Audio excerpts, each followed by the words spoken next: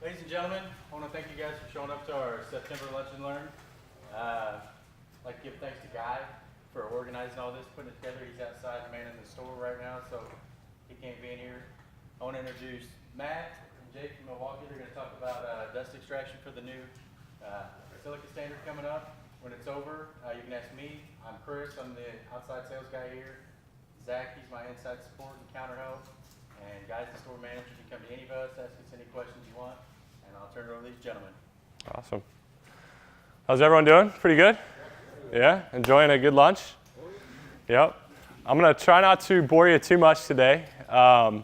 Just kind of, the goal of today is to really inform you of what's coming in September. I know a lot of you guys have probably heard of OSHA's new Silica ruling that's coming down the pipe here pretty quick. So the goal of today is just to inform you a little bit about what exactly it is, what OSHA is looking for, and then how Milwaukee's compliant. We got a lot of cool solutions up here that we're going to walk through and give you guys a rundown on. And you guys are using these tools probably a hell of a lot more than we are, so you might even teach us something. But we're going to take a lot of this outside then and do some hands-on demos and show you exactly how this product works. So just a quick introduction.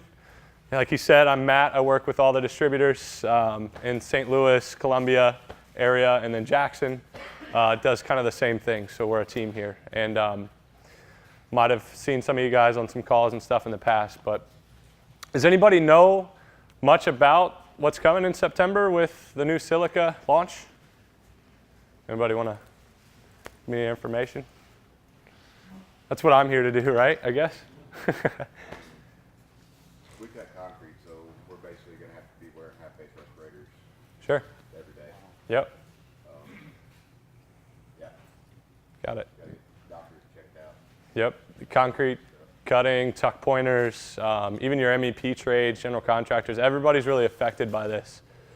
So what you're going to see today is just a run through of some of the products that we have, and then we're going to explain to you the different ways that we're compliant. So you can jump through these, Jack, real quick. So in June 23rd is what we were all gearing up for in the power tool industry on the new Silica ruling.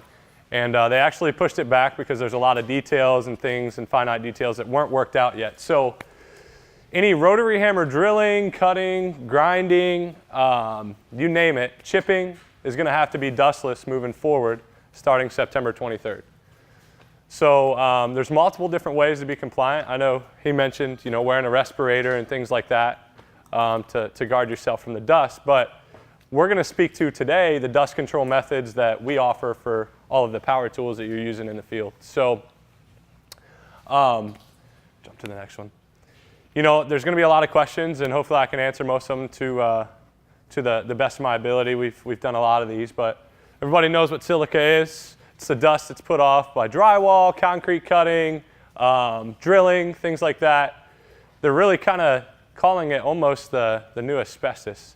There's a big push on silicosis and what can result over inhaling a lot of silica dust over time. So the method behind this is to really protect you guys because you're the ones out there performing these applications, and we're going to show you how you do that. So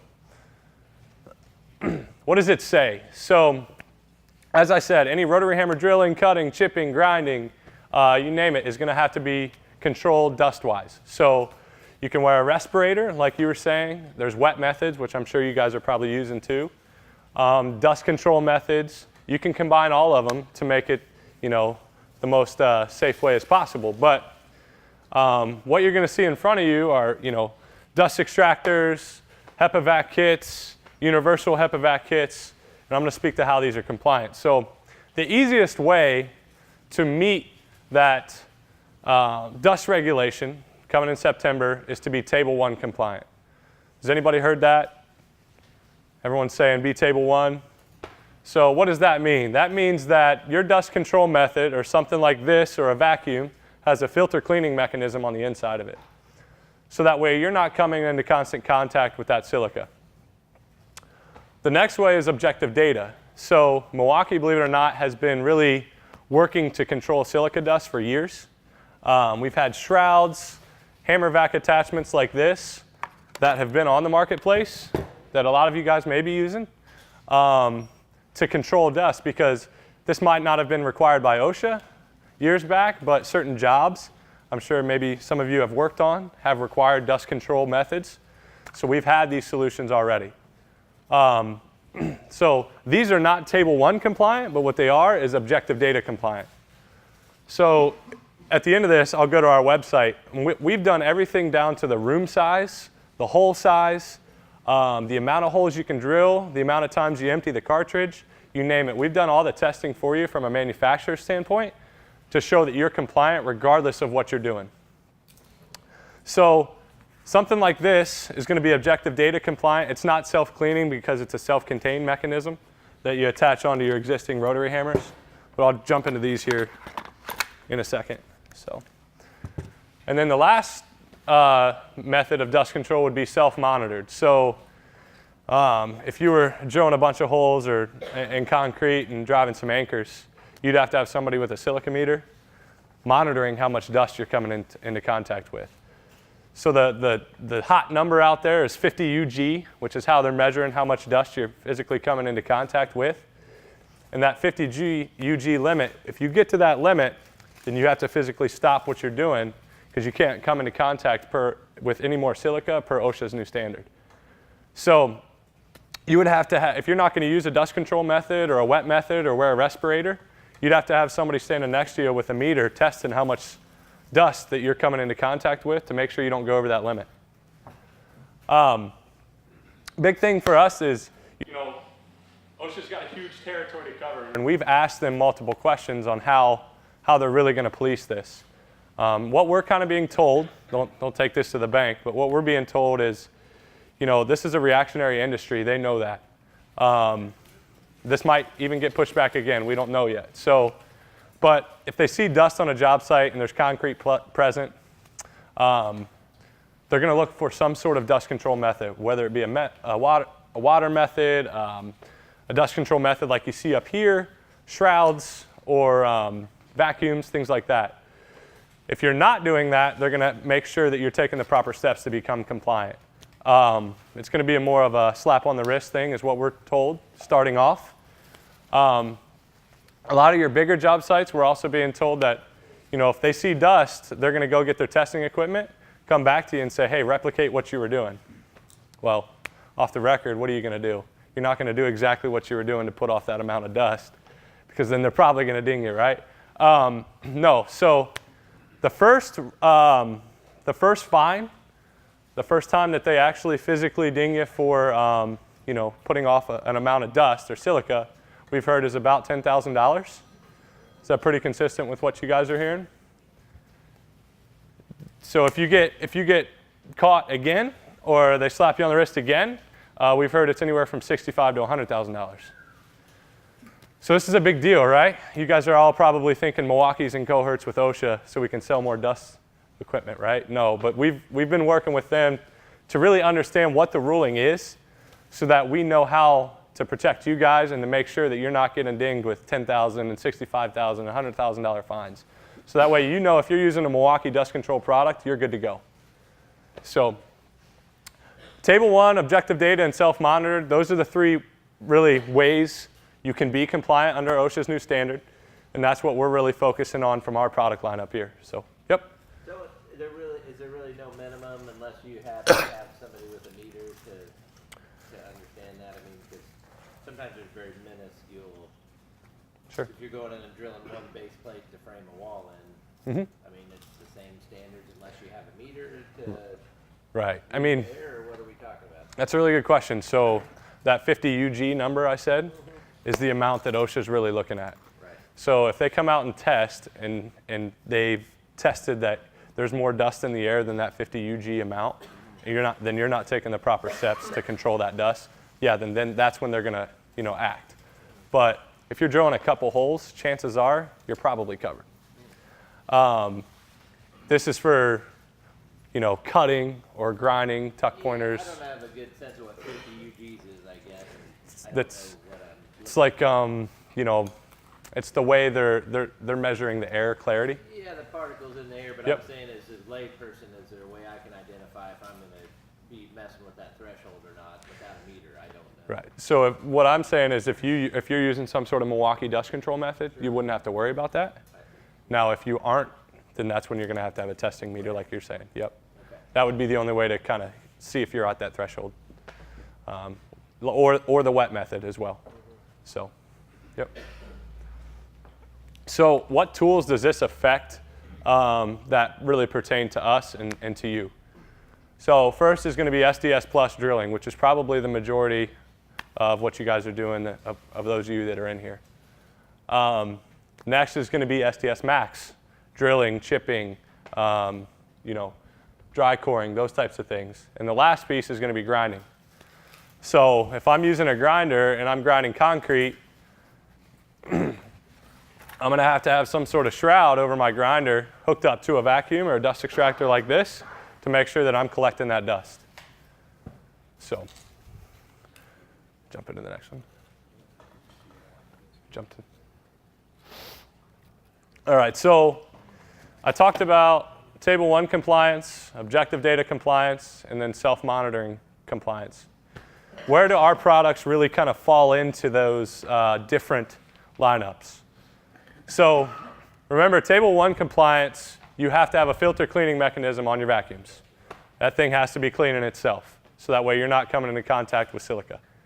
So the idea there is any of these products that you see here, the vacuum or the dust extractor, the hollow core bits, the chipping shrouds, the grinding shrouds, those are all going to be hooked up to this. Those are going to be Table 1 compliant Milwaukee products. Any of your hammer vacs on your cordless rotary hammers or your universal hammer vac or something like this on a cordless grinder, you're going to be objective data compliant. And that's where if OSHA is going to say, pop onto a job site and say, maybe you're not putting off a lot of dust, but they're checking to see if you're compliant, that's where you would reference our matrix and say, hey, Milwaukee's got the data right here. All of their products are compliant. This shows and this proves everything. So if they ever do ask you, you have that information that we've provided you. It's on our website, which I'll show you at the end, easily available that you guys can access. So what we're being told from OSHA, if you have some sort of dust control method and you're doing any of these applications, that's what they're really looking for. So if they see a red dust control method out there, they know most likely that you're compliant. There might be that one guy that's going to want to test it just to enforce his, power or whatever. But stand very confident that you're 100% compliant across Milwaukee solutions. So this is just a product lineup of your different applications. So SDS Plus, SDS Max, and your grinders. Jump to the next one. One more time. Keep going through these here. There you go. So I would say 95% of the industry is going to be using the HEPA or HAMAVAC attachments or the universal attachments up here. A lot of the contractors that we're working with might stock a couple of these because this is going to be for your larger applications like your SDS Max drilling. Any sort of SDS Max drilling or cutting, anything over an inch really, you're going to have some sort of big dust extractor like this. So there's multiple methods that I can show you for an SDS Max hammer that would make you compliant. So I would turn on this vacuum. We have this stinger attachment. It's pretty much just a big suction cup with the bristles. And I put this on the wall over whatever area I'm drilling, or I can put it on the ground, and this suction cups to the material or the concrete or whatever I'm working on when I turn on that vacuum. And then I run my carbide through the center of here, and then as I'm drilling, that dust is getting sucked up through this shroud into the vacuum. So a lot of you guys are probably like, okay, that's a pretty cool solution. How does that differ from your hollow bits? Which that's the only thing I don't have today because they're being demoed. But we make an SDS. You can jump to the next one. It's probably on there. Keep going. Keep going. Keep going. There you go, right there.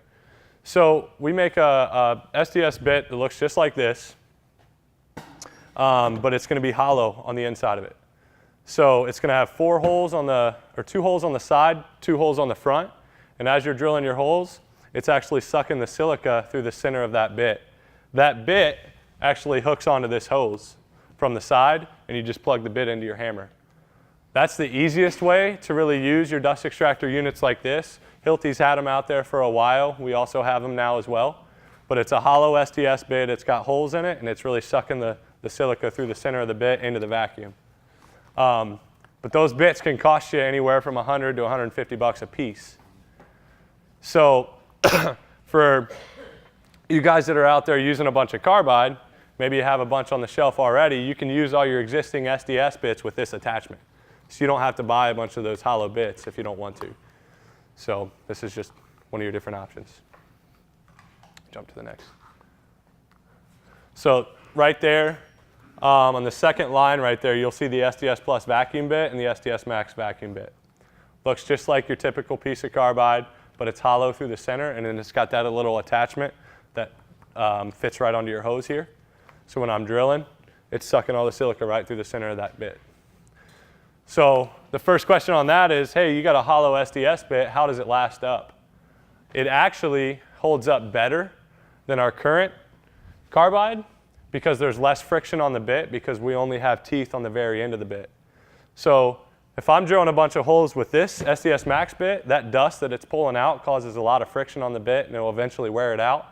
You don't have that when you have a dustless bit because it's sucking it all through the center of it. So, and it is a 4-cutter bit, so if you encounter rebar, it's not going to chew up your bit and things like that. So, the next. So everyone says, okay, well this is eventually going to fill up when I'm drilling or grinding or cutting, anything like that. How do I remove the silica? Because that's the big thing. We don't want to come into contact with it, right? I just pull these 2 vacs here. It's got a bag on the inside, and then we also have zipper bags that are sold with it. You just take that filter bag out, drop it in a zipper bag, zip it up, toss it in the trash. So we've asked OSHA and we said, hey, you know, it's great that we're collecting all this dust and then we're disposing of it, but what's a proper method for disposal? I'm sure some of you guys have asked that too. And they said that's a DNR problem. So we're still, yeah, right. So we're still looking for a good answer there, but what we've been told is you can toss it in the trash. You can throw it in the dumpster as long as it's not, or as long as it's sealed. To go back to you there, if you're using a wet method while you're cutting, you know, that collects all the dust and it turns it into a slurry. So you're going to have to dispose of that slurry as well. So yeah, you're controlling the dust when you're drilling or you're cutting or you're grinding, but what happens to that slurry when it dries the next day? Turns right back into dust. So if you are using a wet method, then at the end of the day or whenever you're done, you're going to have to collect all that slurry and dispose of that the same way that you are with these bags. That's why a dust control method like this is really preferred by OSHA, because you don't have to take multiple steps to make sure you're using the proper cleanup. So I passed a guy this morning they're doing a bunch of bridge work over by my house, and he was just putting off all kinds of dust, and I'm thinking he's probably trying to get this job done before September. So no, but that's your Sds Max. You can use this with an Sds Plus bit. So if you don't want to mess around with any of the hammer vacs or any of the self-contained units over here, we make this attachment here. It's a 5261DE. And what this does is this fits on the end of this hose, and then it's got a handle that clamps onto the side of any manufacturer's rotary hammers. So it'll go on a Makita, it'll go on a Bosch, it'll go on a Milwaukee, a DeWalt, you name it. We're the only company to have a universal attachment like this. So that's big, because you're not going to have to buy that brand's unit. So I can attach this right to the side of a rotary hammer, like you got right here. It's going to look kind of like this. And then you run your bit through these bristles, and it's going to suck the silica through the center of this and into the vacuum. So you can use Sds Plus on this as well. Same thing with grinders. All my grinding shrouds or my cutting shrouds, We have attachments to hook this up onto the vacuum too. So same type of deal there with your suction. But, so jump into the next one. You know, you guys have a bunch of cordless rotary hammers? Any of you out there? What brands, if you don't mind me asking? Milwaukee? DeWalt? Probably love that DeWalt one, don't you? Yeah. So with your DeWalt or your Milwaukee, or say you had a Bosch, you would have to, on their SDS Max or their corded units, you would have to buy a full-scale vacuum like this, because any of your corded hammers that are out there, there's no really solution like one of these to get you dustless. You'd have to jump up into like a $600 vacuum or something like this. So Milwaukee was kind of forward thinking, and what we did was launch the M12 Universal Attachment. So this will fit on any corded or cordless and any brand rotary hammer that's out there. And it'll attach to the front. It's sold with 3 different handles, so it'll fit on anything that's SDS Plus. And this runs off its own little battery, just over there. We can show you outside. But you just turn this unit on here on the back, and it runs off its own little power source, and it's going to continue sucking the silica through the little bristles here. So if you got a bunch of DeWalt corded hammers or some Bosch corded hammers or Makita corded hammers, you can buy this unit. It's going to cost you 160, 170 bucks as compared with batteries, as compared to something like this that might cost you, 500, 600 bucks. And we're seeing a lot of companies actually go to these because 95% of what they're doing is SDS Plus. So. I got a question for you. Yeah, shoot. What about cutting hardy boards? I don't see a equipment up there for cutting with 7 1/4 saw. That's a really good question. I've got it before. Something that we're kind of looking into that we haven't really gotten much information back from OSHA. Same with drywall, because you're getting silica dust from drywall as well. So you're talking even shrouds and things for like drywall cutout tools and saws for cutting your hardy board. So some of those things are still unknown even to the power tool manufacturers, because we're kind of leaning on OSHA to get those answers. The big push for this launch and what we're being told is concrete. And I'm thinking they're going to address these other things kind of down the road, but we don't know. So that's something I'd have to follow up on you for. So what are you guys hearing? Well, according to the pamphlets that we read, that it states on there specifically hardy board. So I was just wondering, because I'm very, very familiar with the hardy board. Right. And, a lot of hardy board requirements require an inch gap above window sills. So Okay. the only way to get a smooth cut is by using a skill saw, which when you're doing it in a commercial industry, you're causing a lot of dust. And, that's where OSHA's going to hit you the most at, is on a commercial Sure. job site. So Yeah. that's what the question is. Yeah. As far as I know, there's no sort of attachment for a 7 1/4 saw or any of your circular saws yet. That's across the industry. That's one that don't know much about. So I'd have to look into it for you. So, good question though. Jump to the next. Oh, no, we're good. So, I think we heard a few people are using Milwaukee hammers already, right? Hopefully, a lot of you. If you're using any of the current hammers that we're selling, we also sell the DE attachments that can come packed in. So instead of that M12 that runs on its own little battery, if you buy a 2712 or a 2715, it's as simple as just sliding it onto the front of it. And then that vacuum is going to run when this hammer's running, and it's going to run off the battery that's on the tool. So this provides you for about a 6-inch depth currently. If you're going anything longer than a 6-inch, that's when you're going to have to step up into a vacuum. But if you're drilling in a ceiling or anything like that, this retracts and expands as you drill. And it's the same type of technology here, to where these bristles are sucking the dust through the center of the unit. So obviously, this isn't as big as something like this. So when you get to capacity, this is eventually going to fill up. So what happens when I go and I dump this in the trash can? You get dust, right? That's why it's preferred to be table 1 on things like this, and we're working to get there. But we've done all the testing for you to show you that you're good.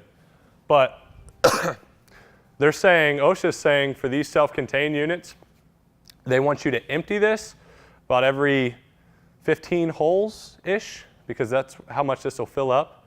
But these filters are good for 1,000 plus holes. So you don't need to replace these filters on the inside of this for, up to over 1,000 holes. But you're going to need to empty this unit because once it gets full, it's going to stop sucking. So that 15 is a very loose number just because it depends on the hole size and the amount of holes that you're drilling. But it's a pretty common number for what we're seeing out there. We've been kind of told that on your commercial job sites, like he had mentioned, it's kind of comical, but there's going to be dedicated dumping zones to where they're almost going to have an area that's quadrant off or have plastic up to where you can go dispose of dust like this to make sure that you're squared away. So that's the main difference between this unit and that one. On the 8960, on the big dust extractor, we'll demo it out there and we'll give you some more information, but this actually has 2 filters on the inside of it. So the first filter is getting 99% of the dust, and the second filter gets you within 99.7% of dustless. And it's got a thumper in there, which actually cleans the filter out on its own. So that's why it's table 1, because it's self-cleaning. This doesn't have that sort of technology, so that's why this is not table 1. We are working to get there. We're just not there yet. So you can jump past these. Already covered that. Good there. So another thing, too, that we're kind of on the cutting edge of is anybody do any rotary hammer chipping? A lot of demo, things like that. We make a chipping shroud. So first company to really do that, because you can't use something like the Stinger attachment for a chipper because it's not big enough. So the little black shroud attachment you see there physically attaches to your vacuum. And then you run your chipping bit through the end of it. It does mess with your view a little bit, but it still gets you dustless in any sort of chipping mechanism or application that you're doing. So, next one. So, and then on these guys, we did talk about this Stinger attachment, which I'll take off for you. We'll pass it around here if you guys want to see it. Then we'll take them outside. But a lot of third-party companies are making a bunch of these attachments for like dry coring or your bigger bits to run these things through to hook up to vacuums. This is just one that we make now. For us, you can get bigger shrouds like that through other companies, and I'm sure we have more coming. But this is just a solution that we have now. So keep going. And then just another reference on what your Sds Max bits and your Plus bits look like. So still fit in all your current hammers. They're just hollow on the inside and they hook right up to the vacuum. You're good. All right. And then the last piece is grinding. So we have a 4/5-inch grinding shroud and then up to a 7-inch grinding shroud. I did cover these a minute ago, but they just attach right onto the front of your vacuums. You hook, you take your existing guard off on your grinder and you put these on there, and then you turn the vacuum on, and when you engage the tool, that's when it will physically turn on the vacuum. So this will collect all that dust if you're doing any sort of surface grinding or anything like that. That's what these guys are for. One thing I do want to mention on this too is we kind of a little forward thinking. We know some of you might be using a bunch of corded hammers. I can plug this vacuum into an outlet, then I can plug a corded rotary hammer into the front of it. This vacuum will turn on when you engage that hammer. So you can run multiple tools off of one outlet, and you can set this to where I only want it running when I turn on that corded hammer. It doesn't matter which brand it is. So that way you can run it off the front here too. So, yep. Go ahead. I already did that one. And then those are just some pictures. So the different applications, everything being used, your grinding attachments, your hammer vac attachment, your M12 that really works on anything, your shroud there, and then some of your SDS. Your hollow bit might not be on this picture slide, but I know there's questions. What questions do you guys have that we can provide some feedback on? So, sure. Is it only the drill attachment that's a universal fit, or are there other components that you make with guards and shrouds, like specifically for the grinders and that sort of thing? So these are universal as well. These will fit on any brand grinder out there as well. So both of these shrouds, the cutting shroud that we had up there a second ago, I think it's right here. Excuse me. This will fit on, this is a universal attachment as well for cutting. And then the 5261DE, this one here, is also universal. So if you have any existing vacuums or you're using any dust extractors, you can buy these. These are like $70, something like that. You hook it onto your vacuum, run your bit through here, and you're good to go. It can be ran on any shop vac or... It can, but if your shop vac doesn't have a filter cleaning deal, it's not table 1. That's, there's a lot of Milwaukee really slaps our wrists when we call this a vacuum. They're like, it's not a vacuum. But yes, you're controlling the dust, but I can't say that OSHA won't say, hey, do you have documentation that that's compliant? So, but. I'm just gonna throw a number out there. Say you pay $70 for that grinder attachment. Considering it's plastic, do you have cases that go with it to protect it from getting damaged? Because after it cracks, it's no longer any good.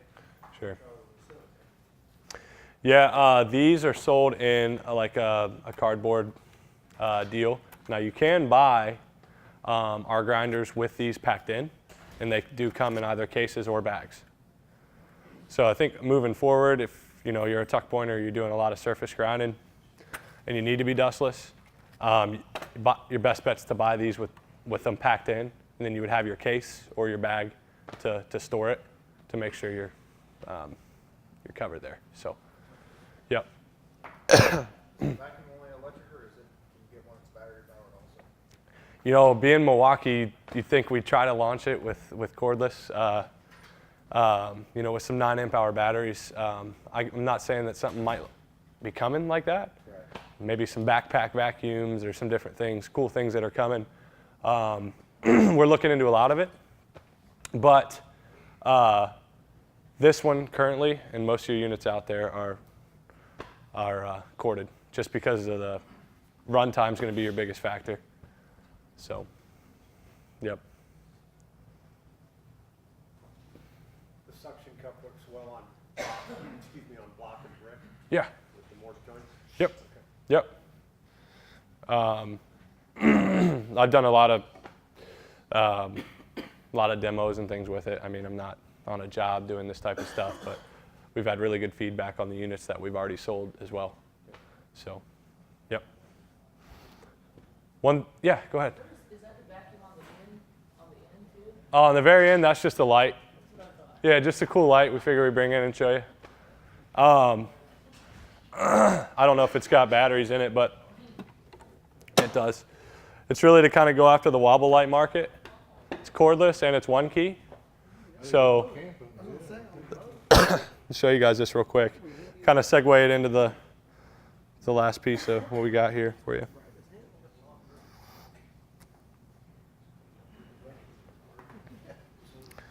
So is anybody familiar with One Key?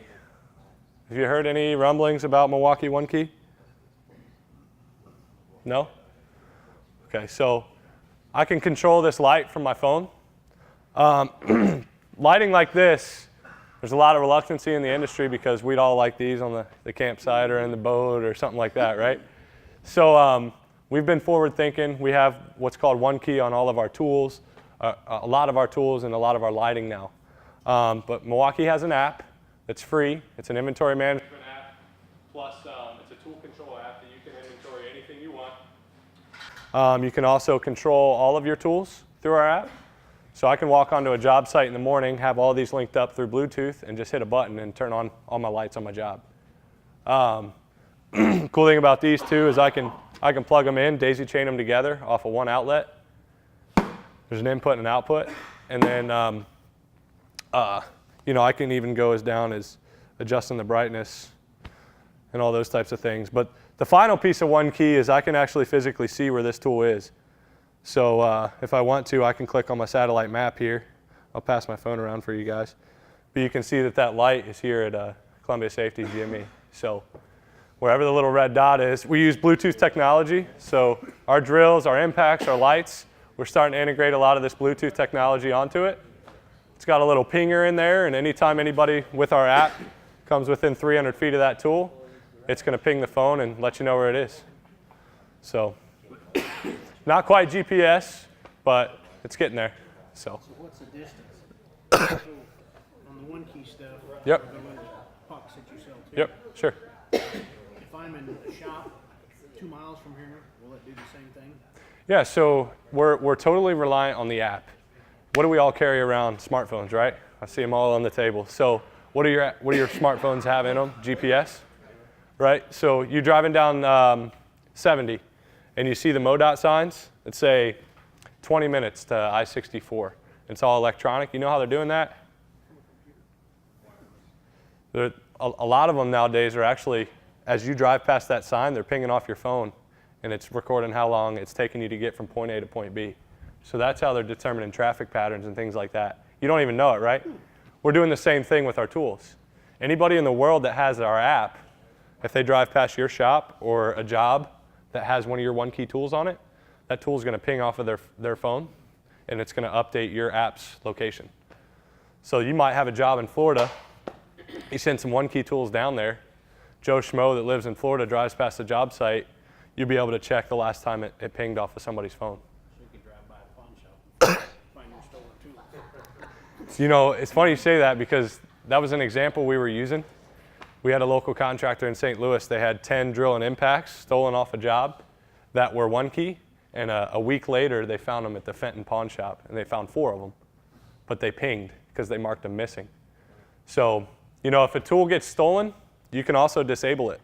So I can disable that light and make it not work the next time it pings. So I can turn your drill off and make sure it's a brick.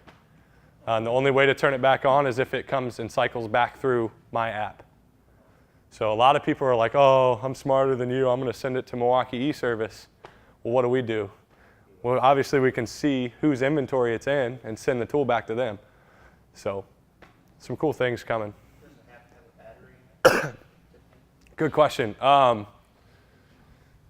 One Key is physically built into all of the tools.